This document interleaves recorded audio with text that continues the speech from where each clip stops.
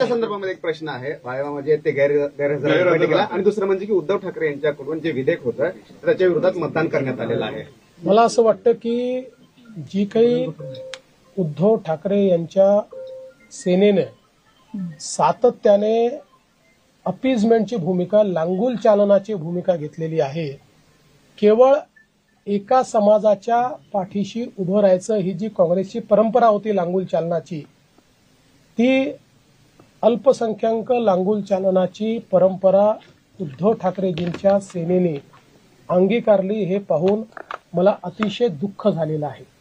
कारण वक्फ बोर्डाचं बिल हे कुठल्या समाजाच्या विरोधात नाही, मुस्लिम समाजाच्या विरोधात तर बिलकुल नाही, तर या ठिकाणी वक्फच्या माध्यमातून जो गैरकारभार चाललाय, जो गैरव्यवहार चाललेला आहे, तो गैरव्यवहार संपला पाहिजे म्हणून हे विधेयक त्या ठिकाणी आणलेलं आहे।